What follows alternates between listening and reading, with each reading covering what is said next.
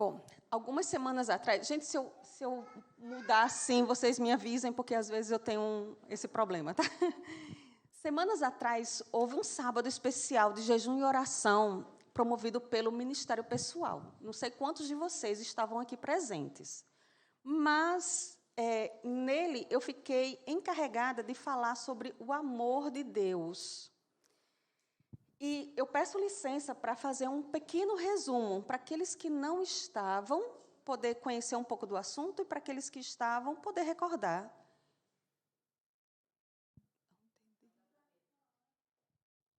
Aham, aqui não está mostrando ali.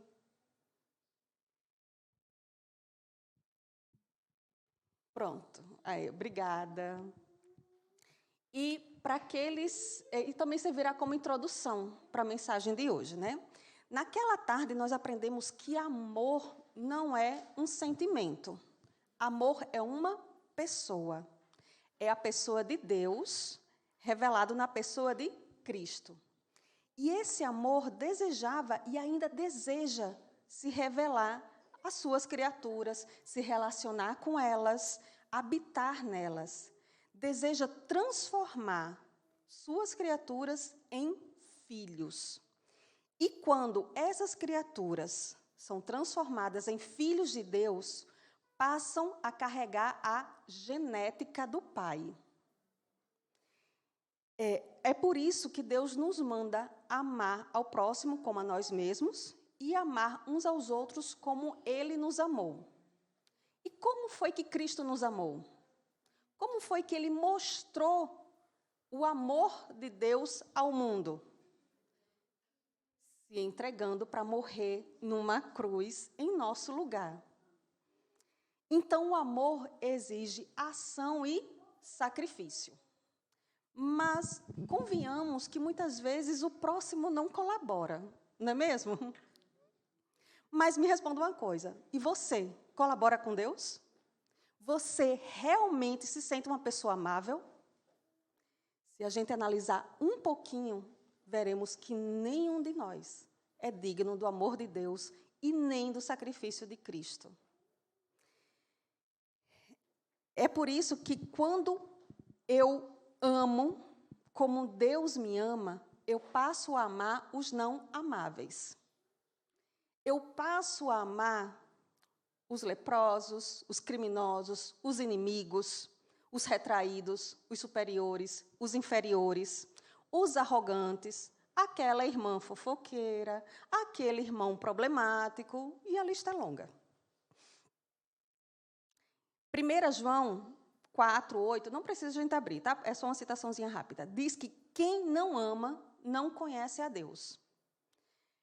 Pois bem, na mensagem de hoje conheceremos uma alegoria do amor de Deus, das constantes tentativas de Deus em chamar a atenção do povo de Israel para perto de si e das constantes tentativas desse povo em se afastar do amor divino. E o mais interessante é que essa alegoria é a própria vida do profeta Oséias. No índice bíblico, pode passar o slide? No índice bíblico, o livro de Oséias é o primeiro dos profetas menores, logo depois do livro de Daniel. Porém, na cronologia, a cronologia normal, Oséias vive quase 200 anos antes de Daniel. Aqui a gente vê esse primeiro slide, onde está Oséias, e quase 200 anos, nessa seta vermelha, a gente vê quando viveu o profeta Daniel. Oséias, então, é o último profeta antes da invasão da Assíria. E, para entendermos o que estava se passando naquela sociedade, a gente vai voltar a Israel enquanto nação, a história de Israel enquanto nação. Quando Israel, então, sai do Egito e vai para a Terra Prometida, ele vive em uma teocracia, que é administrada por juízes e, muitas vezes, também são profetas. Só que o povo tem inveja das nações vizinhas e pede um rei. Vamos ver se a gente lembra, pelo menos, os 4 primeiros reis de Israel. Quem foi o primeiro rei de Israel? Saul. O segundo rei? Davi. O terceiro rei? Salomão. O quarto rei? Roboão. É no reinado de Roboão que o reino antes unificado de Israel se divide em 2 reinos. Durante o reinado de Salomão, o povo vivia em paz, porém, estavam sobrecarregados com altos impostos. Para sustentar todas as riquezas, as obras do reino, agora vocês imaginem sustentar 700 esposas e 300 concubinas. Precisava de muito dinheiro, né? E, para piorar, essas esposas pagãs do rei Salomão levaram ele a adorar os deuses delas. E, por causa da idolatria de Salomão, Deus falou que o reino seria dividido e mantido apenas 2 por amor a Davi. Isso, se vocês quiserem conferir o que eu estou falando, está em 1 Reis 11, de 10 a 13, quando Deus falou isso para Salomão. Salomão, então, morre e a congregação de Israel vai até o novo rei solicitando a redução de impostos. Roboão, o filho de Salomão, novo rei, não atende ao conselho dos conselheiros mais velhos e experientes e vai pedir ajuda a quem? Aos mais novos. Infelizmente, o rei Roboão decide pesar ainda mais o povo com impostos. E, como resultado, os líderes das 10 tribos decidem se separar da casa de Davi. E formam um novo reino, que se senta no seu trono Jeroboão. Não confundamos. Roboão era filho de Davi. Jeroboão era ministro das finanças no governo de Salomão. Pode passar um slide? A gente vai ver no mapa a divisão dos 2 reinos. Pronto, a parte azul, o reino de Israel, composto por 10 tribos. A principal tribo desse reino do norte era Efraim, e a capital era Samaria. A parte de amarelo, o reino do sul, a gente vê que o reino de Judá leva o nome da principal tribo, são 2 tribos, basicamente Judá e Benjamim, e a capital Jerusalém. Aqui precisamos destacar as primeiras ações de Jeroboão, que infelizmente lançaram Israel, essas primeiras ações fizeram com que Israel entrasse em um período de decadência, principalmente espiritual e moral. Eu convido vocês para abrir 1 Reis 28, desculpa, 1 Reis 12, versos 28 a 31. 1 Reis 12, capítulo 12, os versos 28 até 31. Esse eu vou ler, tá bom? Diz assim: Pelo que o rei, tomando conselhos, fez 2 bezerros de ouro, e disse ao povo: Basta de subirdes a Jerusalém. Vês aqui teus deuses, ó Israel, que te fizeram subir da terra do Egito. Pôs um em Betel e outro em Dan. E isso se tornou em pecado, pois que o povo ia até Dan, cada um para adorar o bezerro. Jeroboão fez também santuários nos altos, e dentre o povo constituiu sacerdotes que não eram dos filhos de Levi. Então, a gente pode ver que foram pecados individuais que levaram toda uma nação a pecar, a cometerem pecado. E podemos dividir em 3 pecados principais. Ele fez 2 bezerros de ouro, um para Betel e outro para Dan, proibiu o povo de ir a Jerusalém ao templo para adorar o Deus no templo que ele tinha instituído. Ellen White, num livro Profetas e Reis, diz que ele fez isso porque ele tinha medo do povo se voltar contra ele, porque ele não foi ungido rei por um profeta. E o terceiro pecado, ele constituiu sacerdotes que não eram levitas. Então, o reino do norte começou já todo errado. praticando ações detestáveis aos olhos de Deus, como idolatria, ambição, orgulho, autossuficiência, e ao longo do texto a gente vê também que busca proteção em nações pagãs e não em Deus. E o Reino do Norte foge completamente dos objetivos que Deus tinha para a nação. Isso levou a uma sequência de reis maus. Pode passar outro slide, por favor? A gente vê que os 3 primeiros reis do Reino Unificado, e no Reino de Israel, todos os reis, os 10 primeiros reis, todos maus, muito mal, e tem um ali que se destaca por ser o pior. No reino de Judá, os 10 primeiros reis, a gente vê que existe uma mescla. Alguns foram maus, outros foram bons e outros razoáveis. Então, a gente vê que as ações do primeiro rei de Israel, que foi Jeroboão, teve consequências terríveis. Eu vou até fugir do meu script aqui, para chamar atenção numa coisa. Cuidado com as decisões que você toma. Individualmente, eu posso desejar e posso pecar de alguma forma e levar outros a pecarem. Precisamos ter cuidado, precisamos a todo momento, em nossas ações, estar em contato com Deus e perguntar se é da vontade dEle que eu faça isso, para que eu não provoque o outro a pecar também.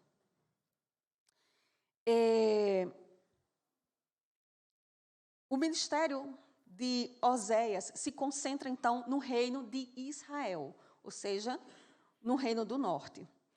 E nós vamos ler um texto do livro de Oséias e nós vamos fazer uma análise comparando aquela sociedade com a nossa sociedade hoje.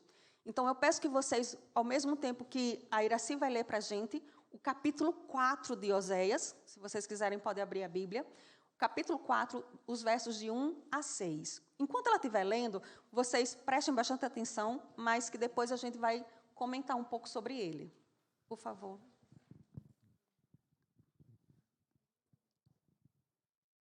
Ouvi a palavra do Senhor, vós filhos de Israel, porque o Senhor tem uma contenda com os habitantes da terra, porque nela não há verdade, nem amor, nem conhecimento de Deus. O que só prevalece é perjurar, mentir, matar, furtar e adulterar, e há arrombamentos e homicídios sobre homicídios. Por isso, a terra está de luto, e todo o que mora nela desfalece, com os animais do campo e com as aves do céu, e até os peixes do mar perecem. Todavia, ninguém contenda, ninguém repreenda, porque o teu povo é como os sacerdotes aos quais acusa. Por isso, tropeçarás de dia, e o profeta contigo tropeçará de noite, e destruirei a tua mãe. O meu povo está sendo destruído, porque lhe falta o conhecimento.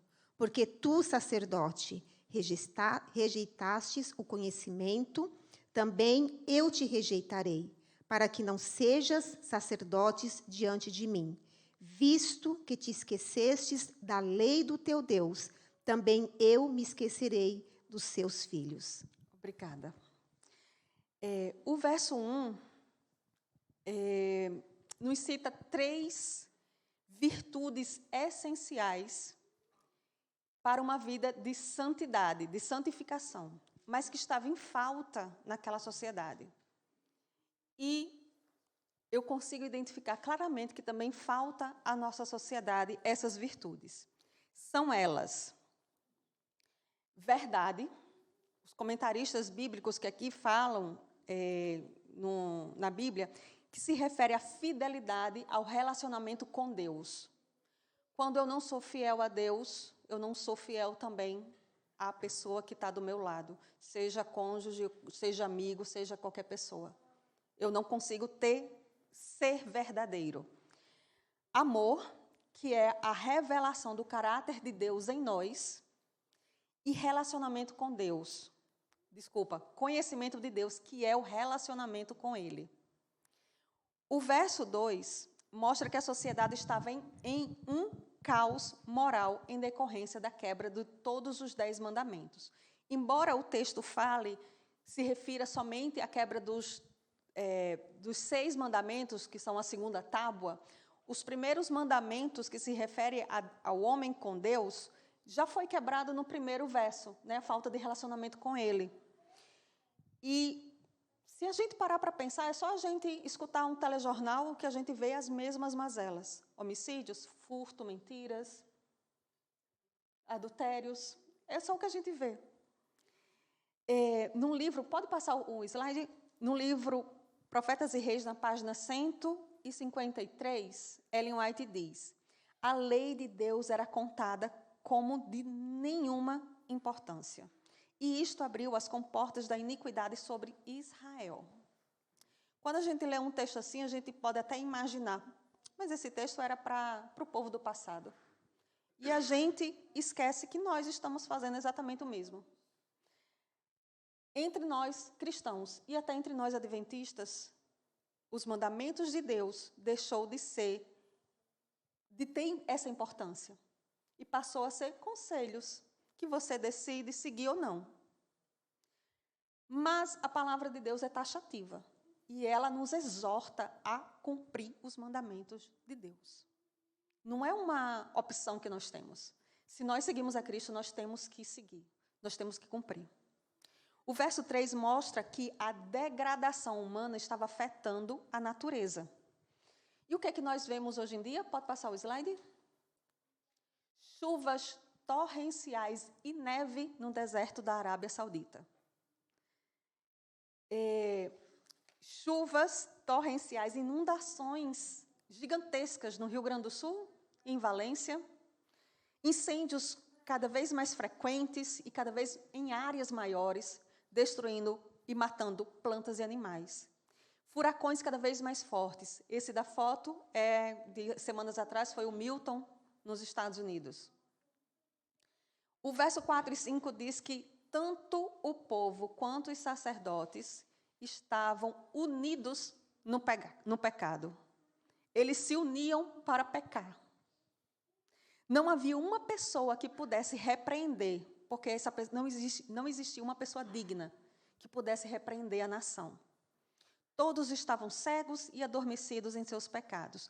E o verso 6 nos responde o porquê de tudo isso está acontecendo naquela sociedade e na nossa sociedade hoje. Tudo isso estava acontecendo por falta de conhecimento de Deus. A falta de conhecimento de Deus leva à destruição. E não se trata de um conhecimento intelectual. Se trata de ter intimidade com o Criador, de passar tempo com Ele, de ouvir a sua voz, de conhecer a sua palavra, de obedecer aos seus mandamentos. Em João 17, o Evangelho de João 17:3 diz, e esse verso nós estudamos essa semana na escola sabatina: e a vida eterna é esta, que te conheçam a ti, o único Deus verdadeiro, e a Jesus Cristo, a quem enviaste. Se eu quero ter a vida eterna, eu tenho que conhecer a Deus. Vamos ler rapidinho, capítulo 6, verso 6. Eu acho tão interessante quando pregações combinam. Semana passada, Oséias, capítulo 6, verso 6. Semana passada, o pastor Manuel comentou sobre esse verso na pregação dele. E eu disse, olha, eu vou comentar sobre Oséias. Diz assim: pois misericórdia quero e não sacrifício, e o conhecimento de Deus mais do que holocausto. Aquela sociedade cometia o cúmulo da religiosidade. Oferecia sacrifícios e holocaustos para encobrir pecados, quando Deus desejava, na verdade, misericórdia com o próximo e conhecimento e relacionamento consigo. E é isso que Ele nos pede hoje. Relacionamento com Deus. Agora que nós conhecemos a situação da sociedade daquela época e podemos comparar com a nossa sociedade hoje, agora a gente começa a pregação, tá bom? Tudo isso foi só introdução. Vamos ler o capítulo 1 de Oséias. A Iraci vai ler para a gente. A gente vai ler todo o capítulo 1 de Oséias.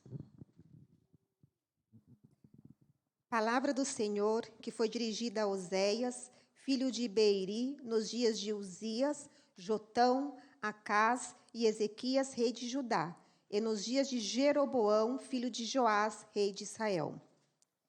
Quando pela primeira vez falou o Senhor por intermédio de Oséias, então o Senhor lhes disse: Vai, toma uma mulher de prostituições e terás filhos de prostituição, porque a terra se prostituiu, desviando-se do Senhor.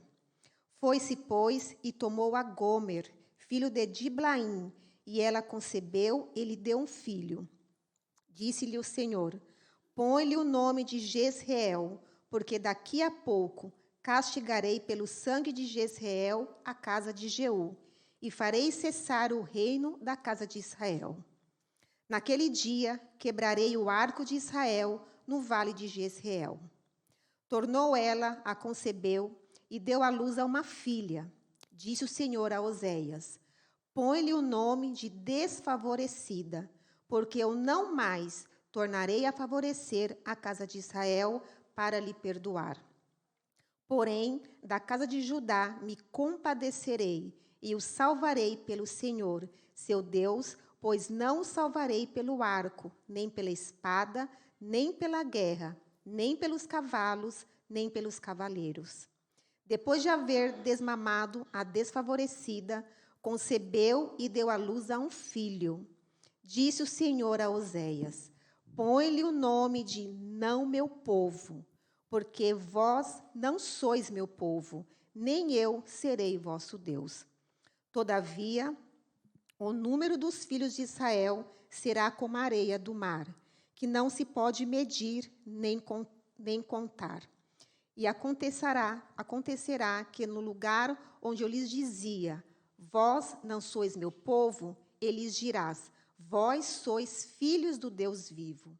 Os filhos de Judá e os filhos de Israel se congregarão e contribuirão sobre si uma só cabeça, e subirão da terra, porque grande será o dia de Jezreel.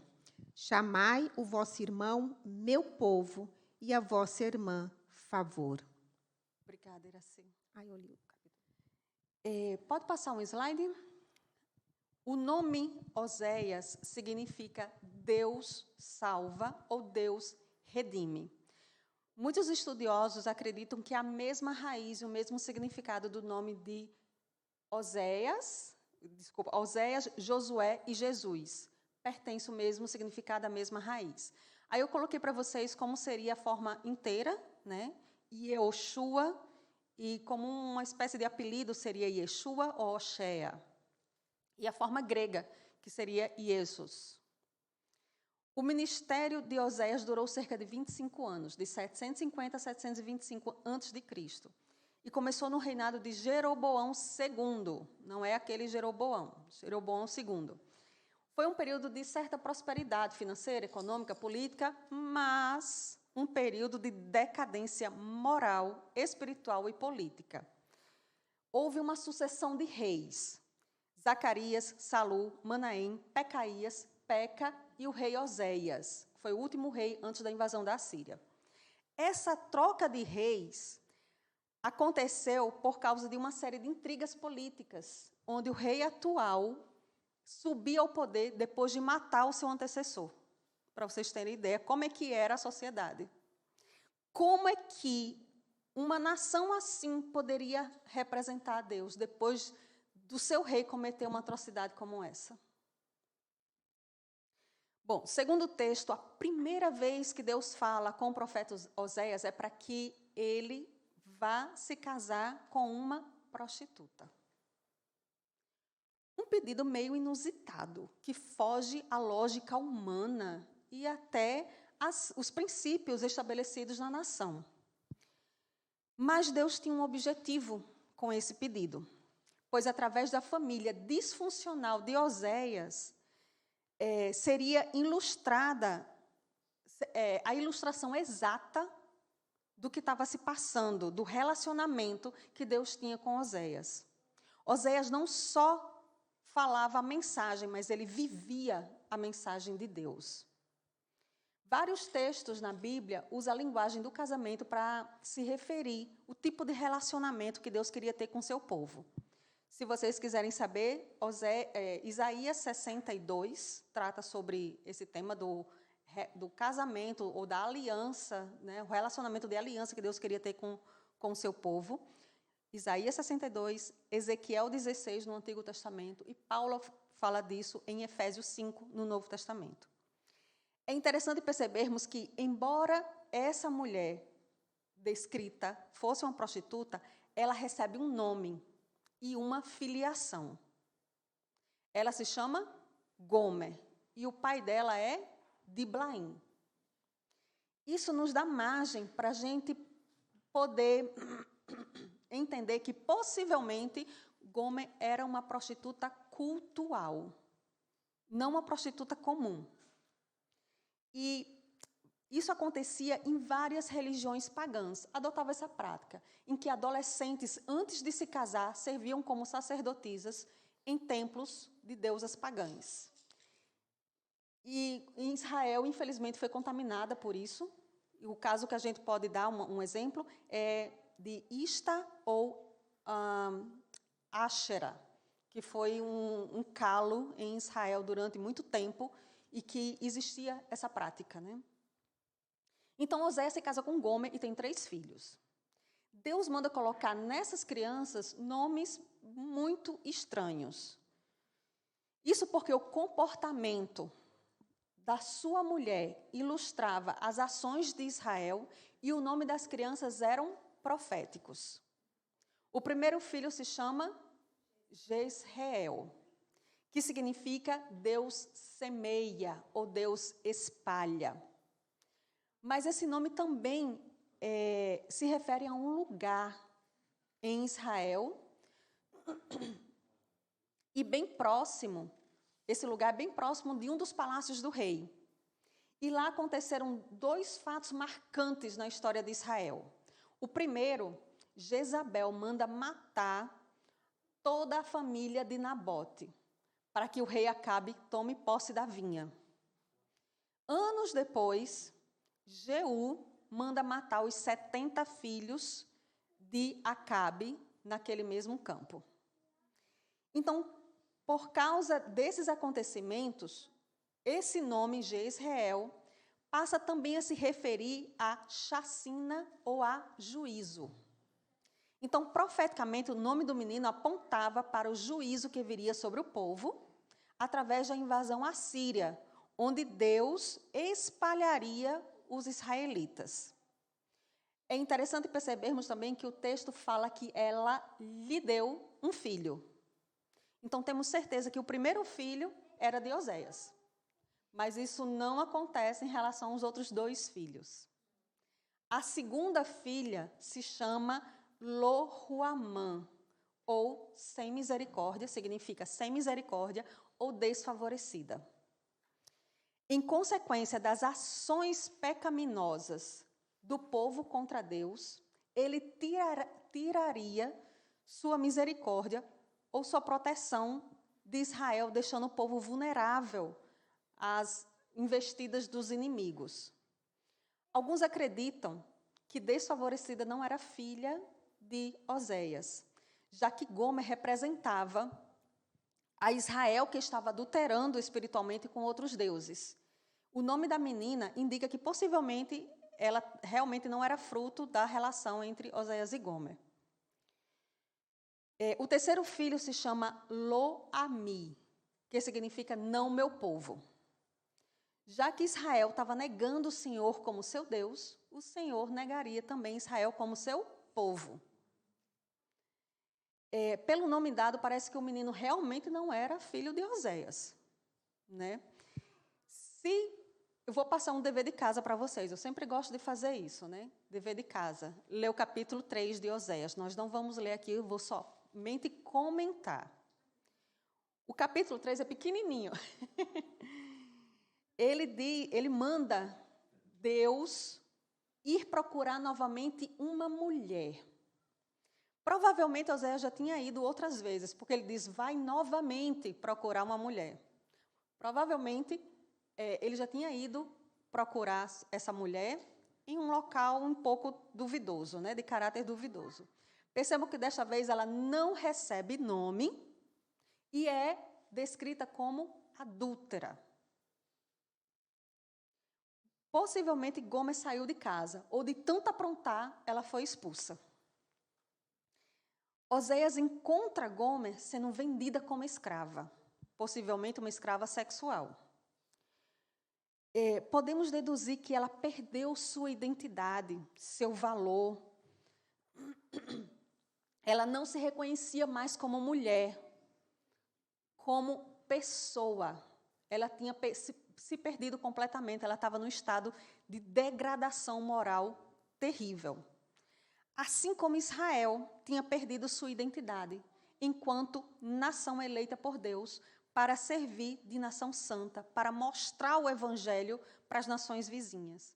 Assim como nós também perdemos nossa identidade como filhos de Deus e passamos a ser escravos do pecado que nós alimentamos, que nós praticamos.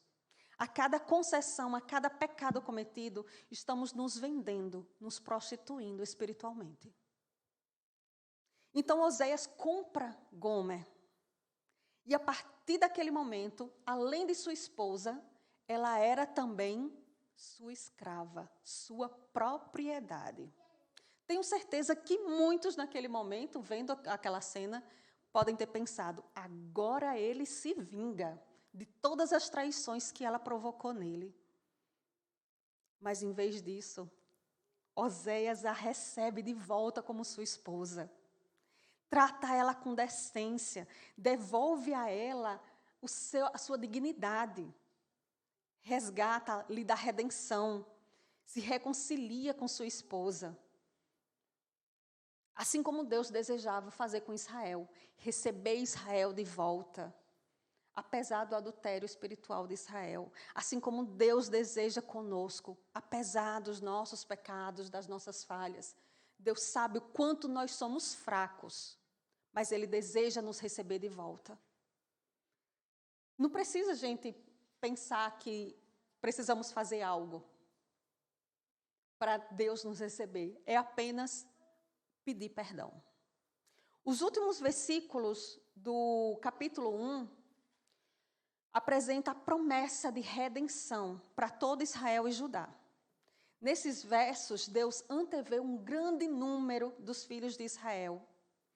E o povo, antes sem pátria e sem Deus, passa a ser chamado de filhos do Deus vivo. E eles serão novamente um só povo e terão uma só cabeça, que é Cristo. Em Oséias 2:23, eu vou ler essa parte também, diz assim: semearei Israel para mim na terra, e compadecer-me-ei de desfavorecida, e a não meu povo direi, tu és meu povo. E ele dirá, tu és meu Deus.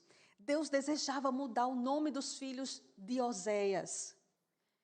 Lo-Ruamã para Ruamã, desfavorecida para favorecida. Lo-a-mim, não meu povo, para mim, meu povo. Deus desejava ouvir do povo que eles dissessem, Senhor, Tu és meu Deus. Da mesma forma como Ele também deseja que nós façamos.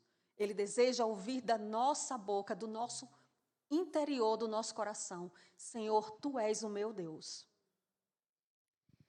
Quem me conhece sabe que eu gosto muito de ler.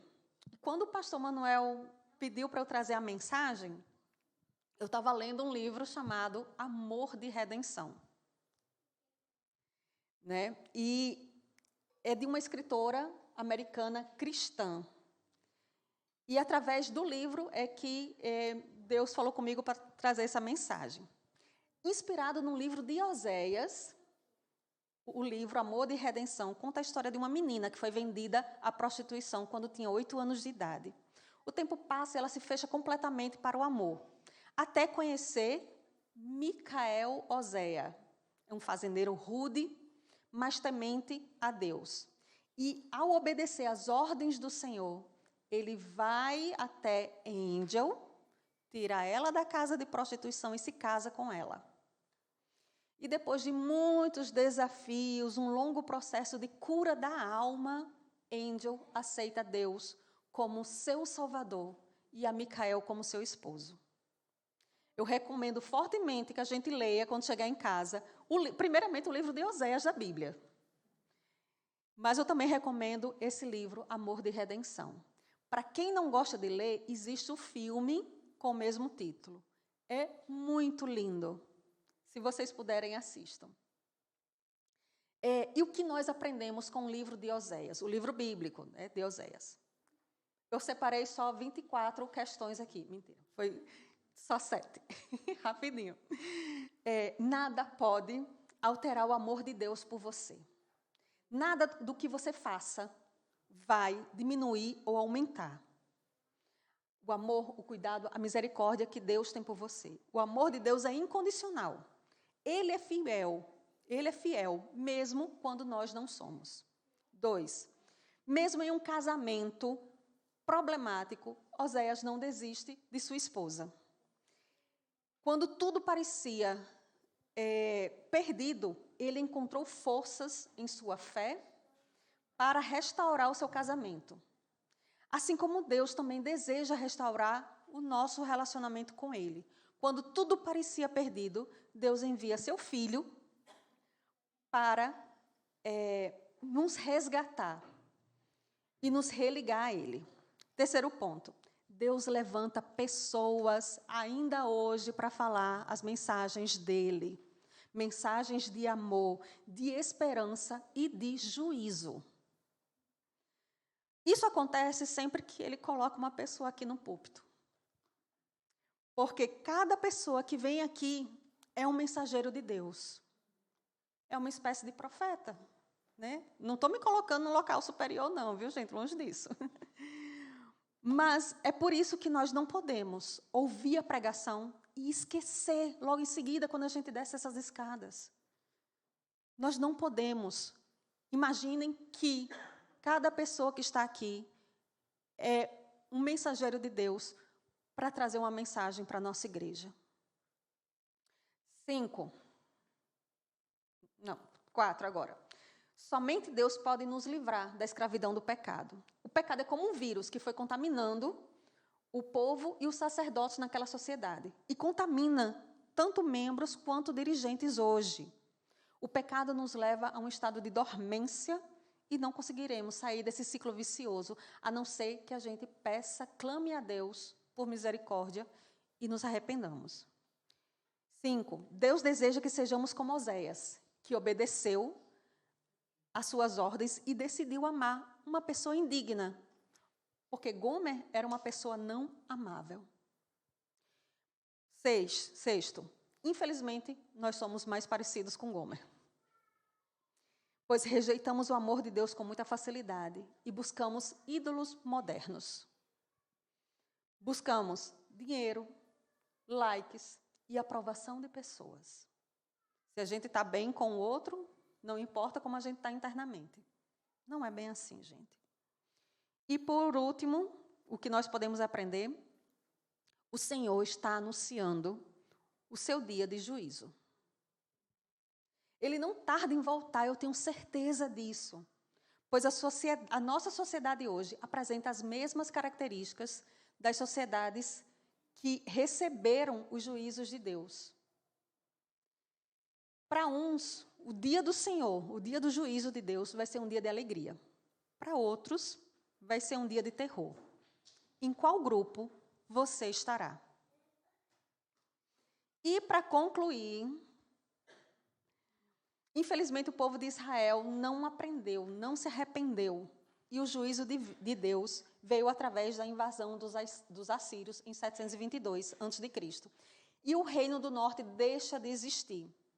Muitos israelitas vão para o exílio e outros povos pagãos passam a ocupar o território de Israel. E essa miscigenação faz com que não sejam vistos mais como israelitas. Por isso que no Novo Testamento a gente vê tanta intriga entre judeus e samaritanos, porque aconteceu essa miscigenação. O livro de Oséias, ele é histórico, mas também é simbólico. Trata da infidelidade de uma esposa que representa a infidelidade espiritual de uma nação. E nos apresenta um amor tão grande, tão lindo, que foi capaz de mudar a vida de uma pessoa mergulhada em pecado. Daqui a alguns dias, nós vamos comemorar o nascimento da pessoa mais importante que pisou nessa terra. E a Bíblia como um todo nos mostra que Deus nos amou tanto que enviou seu Filho para morrer em nosso lugar. E através desse sacrifício, nos dá a redenção dos nossos pecados e oferecer uma vida digna. A exemplo de Oséias, que casou e comprou Gomer, Cristo nos criou e nos comprou com seu sangue para nos livrar do nosso pecado. Cristo é o nosso Redentor. É através dele que nós temos a redenção. Aceite todos os dias esse amor e viva por ele. Amém.